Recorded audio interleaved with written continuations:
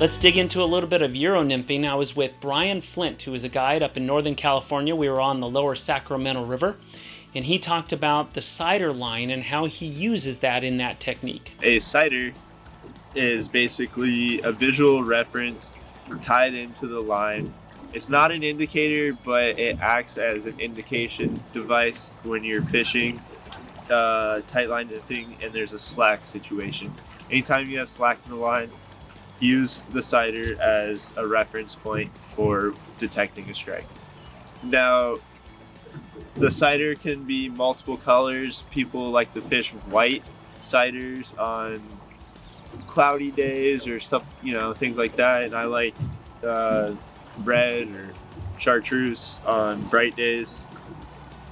And there's a lot of different sighter material and a lot of different styles, but I like straight line sighter. I don't like coiled or French style or anything like that, but to each their own.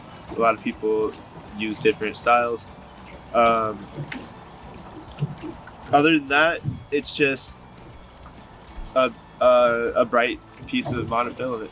In certain situations, you will rely on the sighter to move, stop, hesitate, dive, things like that. And it's basically your depth indicator.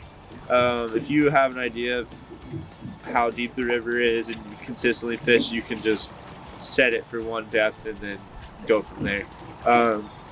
Basically, in a lot of situations, you're gonna see that sighter pause, or you're gonna see the sighter go down, and that's kind of gonna be like a fast water situation.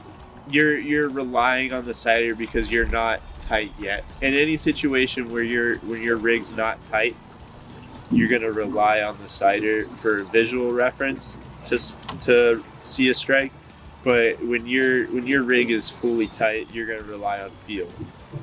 So the indicator comes to play in any situation where there's slack in the line. We can get you in touch with guides like Brian Flint. Just give us a call, text, or email. Brian himself guides up here on the Sacramento River where we spent the day, as well as the McCloud and Pitt River up here in Northern California. So let us know. We'll get you in contact, and we'll see you right here next time on the Backcast.